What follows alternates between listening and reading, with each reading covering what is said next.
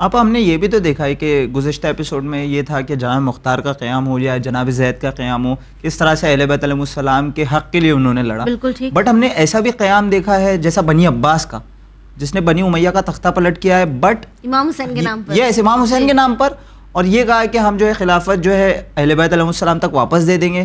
But جو ہے جب ان کے ہاتھ میں خلافت آ گئی تو یہ بھول گئے اپنے وعدے کو. ان کا اصلی رنگ سامنے آ گیا. یس تو سوال تو یہی اٹھتا ہے نا کہ ایسے تو زمانے میں بہت سارے لوگ جو ہے امام حسین کا نام لے کے قیام کریں گے، تو کیا ہر ایک کا ساتھ دینا ضروری ہے؟ اور کیا ہم کس طرح سے ان کے ہمیں پتہ ہونا چاہیے نا کہ کون صحیح ہے اور کون غلط ہے، اور اسے آئیڈینٹیفائی کرنا بھی بہت ضروری ہے. بالکل، کیونکہ ہم جو ہے ان کے انٹینشن سے واقف نہیں ہے نا. ایگزیکٹلی. جی بالکل. تو آگا کس طرح سے ہم اگر کوئی زمانے میں امام حسین کے نام پہ یا اہل بیت علیہ السلام کے نام پہ قیام کر رہا ہے اور کہہ رہا ہے کہ ہمارا ساتھ دو، تو کس طرح سے ان کے انٹینشنز کو ہم ویریفائی کریں؟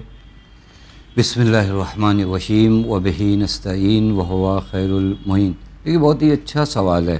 یہ خود بنی عباس کا قیام جو ہے امام معصوم کے حضور کے زمانے میں تھا، یعنی امام معصوم موجود تھے. اب یہاں پر سب سے بڑا طرز اور طریقہ جو امام کے چاہنے والوں کے لیے ہونا چاہیے، وہ اپنے امام کی جانب نگاہ کریں کہ یہ جو قیام ہو رہا ہے میرا مولا اس قیام کے بارے میں کیا کہہ رہا ہے. یعنی بہت اہم ہوتا ہے. یعنی ہم و آپ کسی انسان کی سیاست کو بہت آسانی سے نہیں سمجھ سکتے. بالکل. چونکہ جو نعرہ بنی عباس نے لگایا تھا وہ بڑا خوبصورت نعرہ تھا، الرضا من آل محمد، کہ ہم تو کچھ چاہتے ہی نہیں، ہم فقط آل محمد کی رضا چاہتے ہیں. یعنی اس نعرے سے یہ لوگ آگے بڑھے. اور ہم لوگوں نے گزشتہ ایپیسوڈ میں ایک حدیث کے بارے میں کہا تھا کہ جو بھی قیام حضرت حجت کے قیام سے پہلے ہے وہ باطل ہے. اگر اس طرح کی چیزوں کو ذہن میں رکھے جائے تو یہ حدیثیں تقریباً اسی طرح کے قیام کو ثابت کرتی ہیں، تاکہ اگر الگ سے کوئی قیام آئے تو اس کے لیے آپ دلیل ڈھونڈو، یہ ہی نہ جاؤ. یہ حدیث وہاں کام آئے گی آپ کو. کوئی بھی قیام اس طرح کا کیا جائے آپ اس حدیث کو لے آئیے، مگر یہ کہ وہ قیام کرنے والا اپنے اس قیام کے لیے دلیل خاص دے کہ ہمارے پاس یہ دلیل خاص موجود ہے. اب جب ان لوگوں نے الرضا من آل محمد کا نعرہ بلند کیا، ایک مجمع، اسی وجہ سے کہا جاتا ہے کہ مومن قیس ہوتا ہے، مومن چالاک ہوتا ہے. مومن صرف مسجدوں میں 5 وقت نماز میں جانے سے ہم بندے خدا تو نہیں بنتے. اگر ہم نے پوری زندگی عبادت کیا لیکن ہمارے وجود میں معرفت نہیں ہے، تو بعض روایات میں کہ المتعبد بغیر بصیرت کحمار الطاحونہ، وہ انسان جو بغیر بصیرت و معرفت کے عبادت کرتا ہے اس جانور کی طرح جس کو کنویں کے پاس باندھا جاتا ہے، یہ صبح سے شام تک کنویں کے پاس چکر لگاتا ہے، ایک قدم بھی آگے نہیں بڑھتا. کبھی کبھار ہم لوگ اس طرح کے نعروں کے پیچھے نہ دوڑیں. حتیٰ اس سے پہلے بھی میں آپ کی خدمت میں عرض کروں، ابن زیاد جب کوفے میں وارد ہوا کس طرح آیا؟ اس نے بنی ہاشم کا لباس پہنا، یعنی لوگوں کو دھوکہ. چونکہ ابن زیاد اگر اپنی لباس میں آ جائے تو ابھی کوفے والوں کے اندر اتنی ہمت ہے کہ اس کو انٹر نہیں ہونے دیں گے. بالکل صحیح. لہٰذا دشمن جب دیکھتا ہے کہ آپ کس چیز کی جانب فوراً بھاگ کر آتے ہو تو وہ چیز اپنے ساتھ لے آتا. اس کو لگا کہ نہیں میں کوفے میں انٹر کیسے ہوں، تو خوب اس نے بنی ہاشم کا لباس پہنا، فیک کرنے کی کوشش. فیک کرنے. اب یہاں پہ نعرے لگنے لگے کہ مولا آ گئے اور ہماری جانیں قربان ہو جائیں. پھر اس نے اسی دوران سب کو پہچانا بھی، اور آخر میں جا کے اس نے اپنے چہرے سے نقاب اتاری. اب لوگوں نے دیکھا یہ تو ہم نے سمجھا کیا تھا، یہ نکلا کون. تو جو فرما رہے ہیں یہاں پہ بھی جو نعرہ ہر دور میں، یہ آپ نے بہت اچھا سوال کیا. خود خوارج کا جو نعرہ تھا کتنا اچھا نعرہ ہے، لا حکم الا للہ، کوئی حکم نہیں ہے سوائے حاکم خدا کے. اب یہ نعرہ قرآنی نعرہ ہے، لیکن یہ نعرہ کہاں لگایا جا رہا ہے؟ اس امام کے مقابلے میں لگایا جا رہا ہے جو خود مرضی خدا کا مالک ہے، یا کہا جائے کہ مرضی خدا جس نے خریدی ہے، جس کو اللہ تعالیٰ نے خود کہا کہ یہ میری مرضی کا آئینہ ہے. اس کے سامنے نعرہ کون سا لگایا جا رہا ہے؟ لا حکم الا للہ، جس کے بارے میں پیغمبر نے فرمایا فَإِنَّهُ خَشْنٌ فِي ذَاتِ اللَّهِ. اگر علی کا اپنا حق پامال ہو تو علی کو برداشت ہے، لیکن علی حکم خدا کو پامال نہیں ہونے دے گے. تو کبھی کبھار ہم ان نعروں کو دیکھیں کہ کہاں لگائے جا رہے ہیں، کس کے سامنے نعرے لگائے جا رہے ہیں. الرضا من آل محمد کا نعرہ لگا رہے ہو. امام جعفر صادق علیہ السلام موجود ہیں، امام محمد باقر علیہ السلام موجود ہیں. امام کے اصحاب خاص میں سے زرارہ نہیں ہے، وہاں فضل ابن شاذان نہیں ہے. یہ بہت آسان ہے سمجھنے کے لیے کہ اگر یہ الرضا من آل محمد کے لیے ہوگا تو زرارہ صف اول میں ہوں گے، بالکل فرد ابن شاہدان صف اول میں ہوں گے. یہ حضرات نہیں ہیں.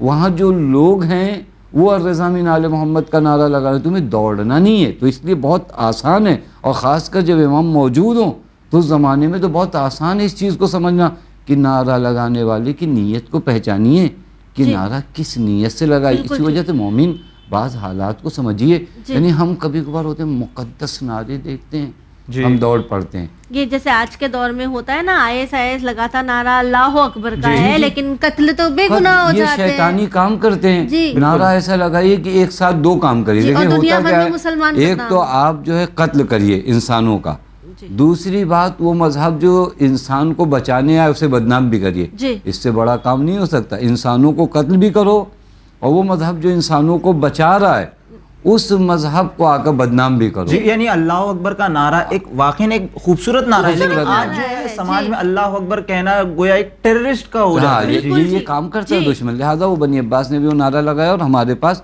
ہر دور میں, دیکھیے میں ایک چیز آپ کی خدمت میں عرض کروں, آپ اگر پابند دین و شریعت ہو نا تو اللہ تعالیٰ آپ کے لیے خود راستے واضح کر دیتا ہے. آپ کو پتہ چلتا ہے الذین جاہدوا فینا لنہدینہم.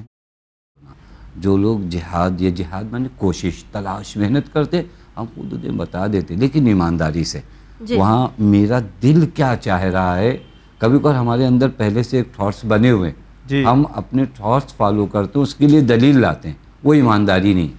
ایمانداری ہے کہ جو راستہ حق کا ہے وہ میں دیکھنا چاہوں تو اللہ تعالیٰ وہ راستہ مجھے دکھاتا ہے. یعنی ہم دیکھ سکتے ہیں کہ جس طرح جناب مختار نے جو راستہ اپنایا اس میں اللہ ان کی مدد کرتے گئے. جی لیکن پھر بھی آج ہم دیکھتے ہیں مولانا صاحب, عباس دیکھا ہوگا کہ کئی ایسے گروہ آج بھی موجود ہے جو جناب مختار کی اور ان کا جو ریولیوشن تھا اس کی مذمت کرتے ہیں. تو کیا وجہ ہے اس چیز کی؟ یہ کرنا بھی چاہیے. میں تو یہاں سوال کرتا ہوں کہ جناب مختار کی مذمت ہر وہ آدمی کرے گا جس کا مقصد جناب مختار کی وجہ سے پامال ہوا ہے. دیکھیں میڈیا آج کے دور میں تو بہت آسانی سے سمجھا جا سکتا ہے کہ میڈیا کا کردار کیا ہوتا ہے. بے شک. اور خاص کر بنی امیہ کی میڈیا جو ہے کس پیمانے پہ تھی. اور ہم لوگ تو تاریخ کی کتابوں میں آپ سب نے بھی پڑھا ہے کہ یہ میڈیا اس قدر افواہوں کو پھیلانے میں ماہر تھا کہ جب حضرت امیر کی شہادت ہوئی تو لوگوں نے کہا کہاں ہوئی, کہا مسجد میں. کہا علی مسجد میں کیا کر رہے تھے. آپ سمجھ سکتے ہیں جس گھر سے 1000 تکبیر کی آواز بلند ہو, اس علی کی شہادت کے بعد سوال کیا جائے کہ علی مسجد میں کیا کر رہے تھے. جناب مختار نے کیا کیا؟ جناب مختار کا پہلا ہی نعرہ تھا کہ ہم قاتلان امام حسین سے بدلہ لیں گے. جب جناب مختار کہتے ہیں میں قاتلان امام حسین علیہ السلام سے بدلہ لوں گا, تو اب یہ سب سے پہلا سامنا جناب مختار کا کس سے؟ بنی امیہ سے. بنی امیہ دو کام کرے گا. بنی امیہ نے امام حسین کے ساتھ بھی دو کام کیا.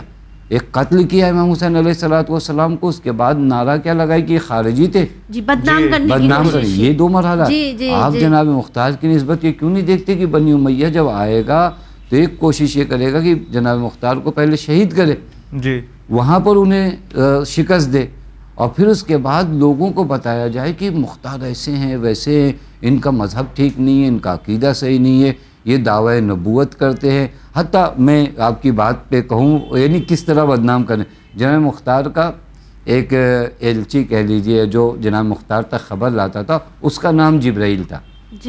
اس کا نام جو ہے جبرائیل تھا. ان لوگوں نے افواہ پھیلائی کہ مختار کہتے کہ مجھے جبرائیل نے خبر دیا ہے.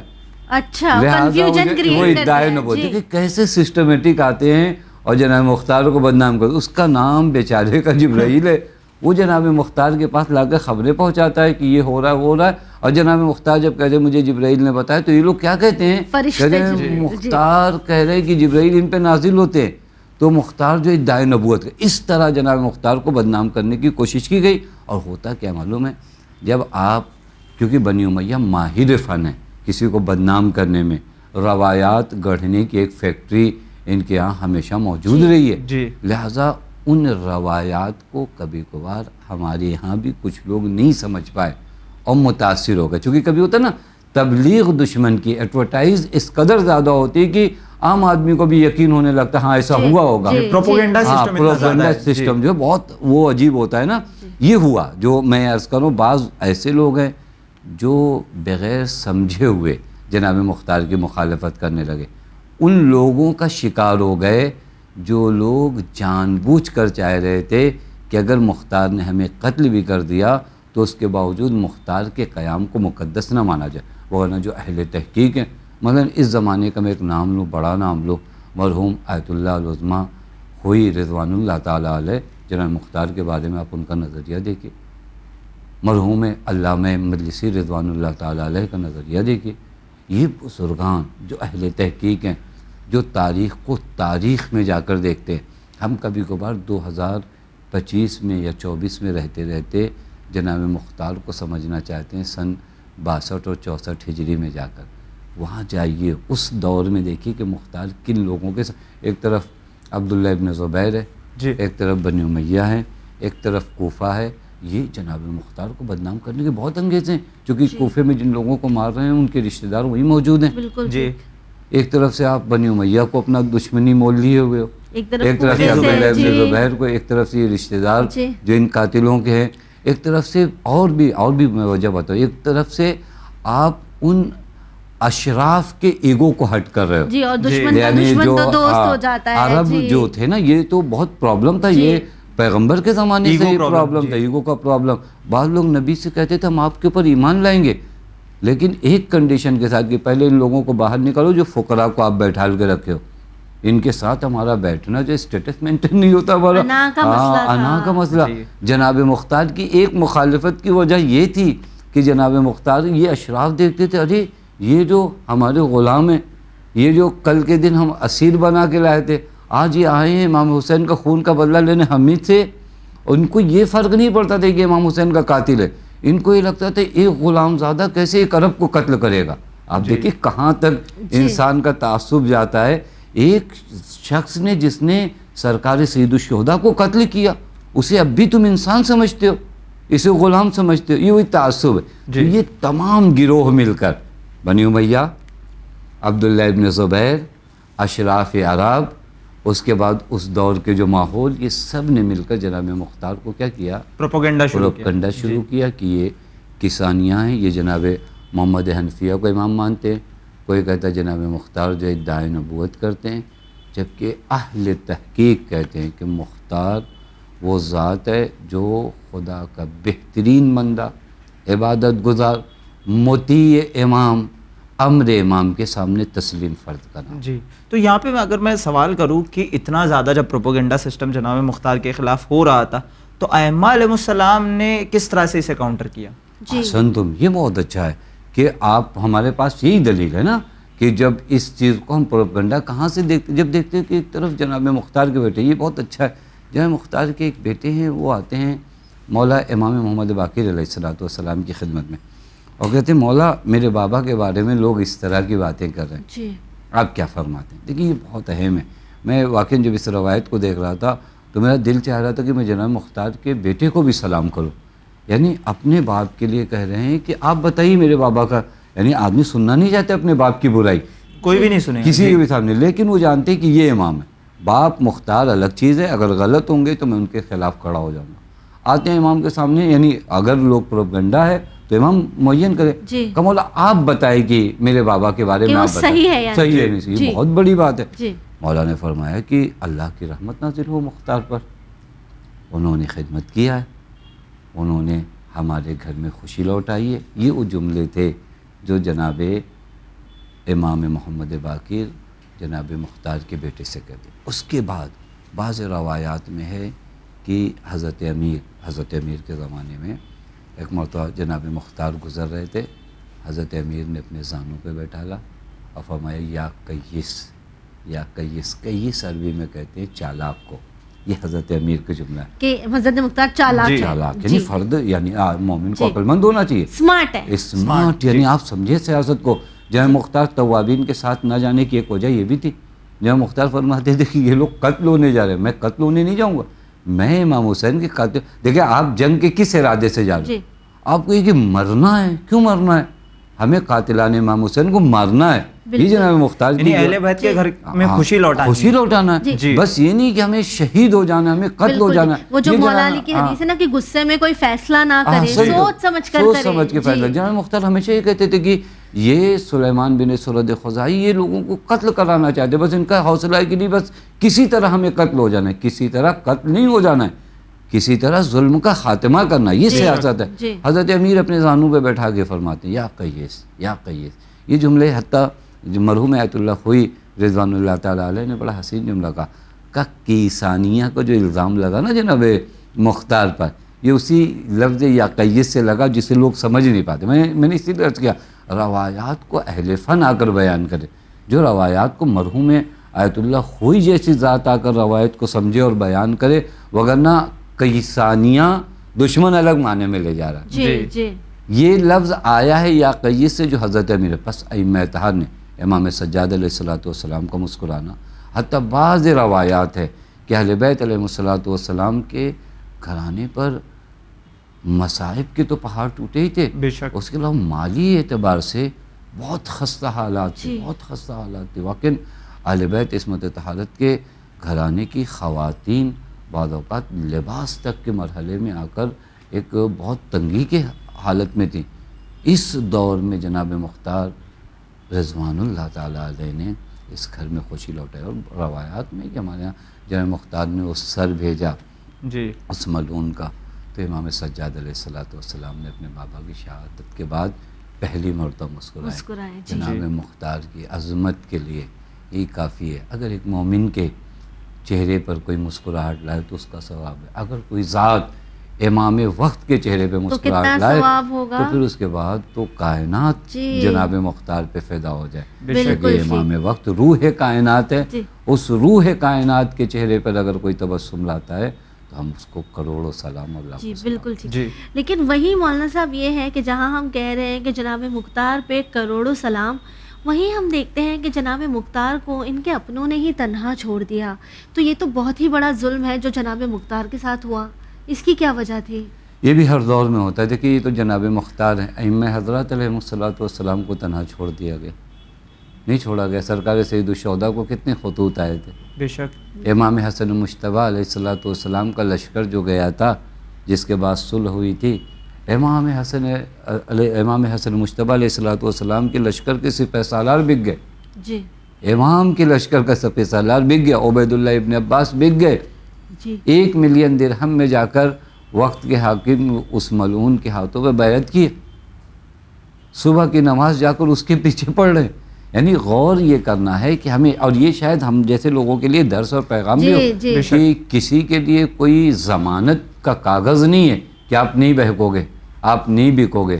اگر ہم نے طرح طرح کے موقع پر اپنے کو جانچا نہیں، اپنے کو چیک نہیں کیا تو کب ہم حق کے راستے سے پلٹ جائیں طے نہیں ہے. جناب مختار کے زمانے میں بھی چانسز بہت زیادہ ہیں، چونکہ ایک طرف سے امام معصوم کھل کے حمایت نہیں کر سکتے، دوسری طرف سے دشمن کا پروپیگنڈا ہے کہ امام سجاد کی ان کو کوئی حمایت نہیں ہے، تیسری طرف سے عبداللہ ابن زبیر کا ایک دینی چہرہ، جو دینی چہرہ جس کو کہا جاتا ہے دین باز، یہ دیدار نہیں دی باز، ایک دینی چہرہ لوگوں کے سامنے ہے. ادھر سے بنی امیہ کی جانب سے ہر طرح کا فشار ہے. لہذا کچھ لوگ، حتیٰ بڑا اچھا مرحلہ ہے کہ اگر اس کو کبھی غور کیا جائے، حق کو کبھی کبھار باطل کیا کرتا ہے، حق کے لباس میں آتا ہے، حق ہوتا نہیں ہے، حق کے سامنے حق بن کر آتا ہے. اس طرح عام لوگ، وہی بات عرض کر رہا ہوں کہ مومن کو بصیرت رکھنا چاہیے، پہچان سکے. جس طرح اگر اس کی مثال دیا جائے نا، قرآن کریم نے ایک بڑی حسین مثال دیا، انزل من السماء ماء فسالت اودیۃ بقدر. یہ آیت کریمہ ہے. قرآن کریم کہتا ہے کہ یہ جو جھاگ ہوتے ہیں نا پانی کے اوپر، اگر آپ اس کو دیکھیں، قرآن نے اس جھاگ کو باطل سے تعبیر کیا اور حق کو پانی سے تعبیر کیا. جھاگ کے اندر اگر آپ دیکھیں تو جھاگ پانی کا لباس پہنتا ہے، اس کے اندر کچھ ہوتا نہیں ہے. چاہے آپ ہاتھ سے دبائیں تو ہوا ہے، لیکن ظاہراً ببل ہے، لیکن ظاہراً اس نے لباس کون سا پہنا ہے؟ حق کا لباس پہنا ہے. پانی کا لباس پہنا نا تو آدمی کنفیوز ہو جاتا ہے کہ ارے یہ پانی ہے، لیکن جیسے ہی آپ چھوئیے تو آپ کو پتہ نہیں پانی نہیں ہے، اس نے پانی کا لباس پہنا ہے. ایسے ہی باطل ہر دور میں آتا ہے، اور اگر مومن ہوشیار نہ ہو مومن چالاک نہ ہو تو دھوکہ کھا جاتا ہے. جناب مختار کے زمانے میں بھی بعضوں کو تما دی گئی, بعضوں کو لالچ دی گئی کہ تم مختار کا ساتھ چھوڑو, ہم تم کو یہاں کا یہ بنائیں گے, تم یہ کرو یہ کریں گے. بعض سمجھ نہیں پائے مرحلے کو, بعض خائف ہو گئے کہ ایک طرف سے ہم ابن زبیر کو اپنا دشمن بنائیں, ایک طرف سے بنی امیہ کو دشمن. یہ تمام علل و اسباب سبب بنے جو جناب مختار تنہا رہ گئے. اور جناب مختار, میں ایک چیز اور بھی عرض کروں, جناب مختار کی تنہائی بھی جناب مختار کی فضیلت کا سبب ہے کہ ہزاروں لوگوں نے مختار کو چھوڑ دیا لیکن مختار اپنے مقصد سے نہیں ہٹے. بالکل, یہ خود جناب مختار کی ایک اہم فضیلت ہے. میں اگر مجمع کے بھروسے ہوں, مجمع جائے تو میں بھی کہوں گی چلو میں ابن زبیر کی بیعت کرنے کو تیار ہوں. یہ جناب مختار بتاتے ہیں کہ نہیں, اگر مقصد آپ کا مقدس ہے تو لوگ ساتھ ہوں, لوگ ساتھ نہ ہوں. اگر میرے مولا کے نام پر مجھے شہید کیا جاتا ہے تو یہ شہادت مجھے منظور ہے. بہت بہت شکریہ آغا, آپ نے اپنا قیمتی وقت دیا. اور اس ہو سکتا ہے تھوڑا سی کنٹروورشل موضوع ہے لیکن اس کے ڈاؤٹس جو ہے کلیئر کرنا بہت زیادہ ضروری ہے عباس. اور میں یہ سوچتی ہوں کہ ان موضوع پر ہم بات نہیں کرتے, ہم کربلا پر آ کر رک جاتے ہیں. لیکن کربلا کو کس طرح اوینج کیا گیا, وہ جو ریولیوشن تھا جو ایک بار پھر شروع ہوا, ان تمام باتوں کی نالج ہمارے ینگسٹرز کو ہونا, ہمارے ویورز کو ہونا ضروری ہے. جی بالکل صحیح. ناظرین, آخر میں یہی کہنا چاہوں گا کہ جناب مختار کا قیام جو تھا وہ باقاعدہ امام سجاد کی اجازت سے تھا. بعض روایت میں ملتا ہے یہ, تو ہرگز ہمارے دل میں یہ تصور نہیں آنا چاہیے کہ نعوذ باللہ من ذالک جناب مختار کا قیام کسی بھی امام کی اجازت کے بغیر نہ تھا. اور یہی کہنا چاہوں گا کہ جس طرح سے لوگوں نے جناب مختار ہو, جناب مسلم ابن عقیل ہو, چاہے ائمہ علیہ السلام کو جس طرح سے تنہا چھوڑ دیا, ہم بس خداوند عالم کی بارگاہ میں دعا گو ہے کہ ہم سب کو امام زمانہ علیہ السلام جب ظہور کرے تو ہمیں یہ توفیق دے کہ ہم ان کو کبھی تنہا نہ چھوڑے اور ان پر اپنی جان کو قربان کر دیں. اسی کے ساتھ ہم لیتے ہیں آپ سے الوداع, مگر دیکھتے رہیے چینل ون. شکریہ, خدا حافظ.